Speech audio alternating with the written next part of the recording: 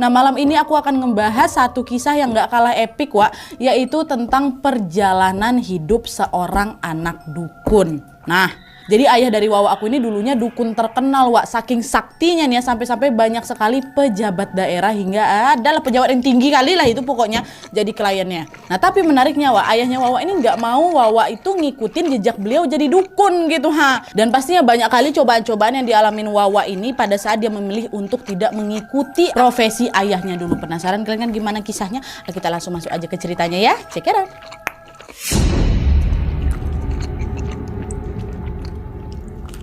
Oke, Wak, jadi kisah yang akan aku bawakan malam ini dikirim oleh Wawa aku yang kita sebut aja namanya Santi ya. Halo Santi, terima kasih sudah mengirimkan cerita ini sama kami semua. Nah, pengalaman mistis yang dialami sama Santi ini, Wak, berkaitan dengan latar belakang keluarganya, khususnya dengan mendiang ayahnya. Nah, sebelum kita masuk lebih lanjut nih ke ceritanya si Santi, aku pengen jelasin dulu tentang keluarganya Santi, Wak, ya.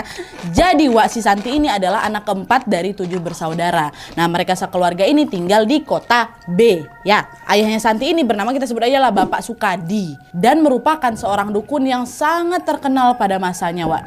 Bapaknya Santi ini memang suka kali dengan hal-hal mistis, Wak. Bahkan beliau pun sampai sering dianggap jadi guru spiritual gitulah. Nah, itulah kenapa banyak sekali orang yang menyebut ayahnya Santi ini sebagai ayah B. B ini inisial kota tempat Santi tinggal itulah. Yang gak aku sebutin nama aslinya tuh, pokoknya jadi ayah B gitu.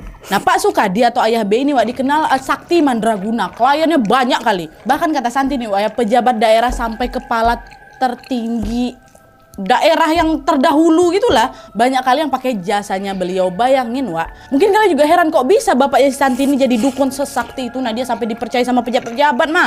Nah, jadi, Wak, kata Santi ceritanya kayak gini. Dulu bapaknya si Santi ini adalah seorang premar terkenal sangar gitulah dia di daerah sana tuh.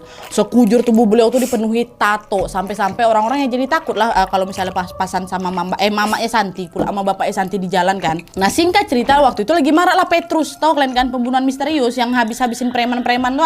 Nah, Petrus tuh lagi rame-ramenya pada masa itu. Nah, salah satu yang paling diincar dan paling banyak jadi korban siapa? Ya orang-orang bertato kan. Nah, mengetahui hal itu, Pak Sukadi atau ayahnya Santi ini pun ketakutan. Orang badannya penuh tato semua kok. Sudah pasti beliau pun menjadi sasaran Petrus ya kan. Nah, untuk menyelamatkan diri, Pak Sukadi ini pun lari lawak ke gunung dan bergurulah dia di sana. Semua ilmu perdukunan yang Pak Sukadi punya itu dia dapatkan selama berguru di gunung itu, Wak. Dan beberapa tahun kemudian pas sikonnya udah lebih aman tuh, barulah Pak Sukadi ini balik lagi ke rumah. Nah, sepulangnya dari berguru di gunung itu, Pak Sukadi ini pun memutuskan untuk masuk Islam, Wak. Jadi mualaf Pak Sukadi memang. Nah, tapi, Wak, bisa dibilang pada saat itu Pak Sukadi ini belum di jalan yang benar lah gitu, Wak. Dia ini belum betul-betul menjalankan ajaran Islam dengan baik dan lebih memilih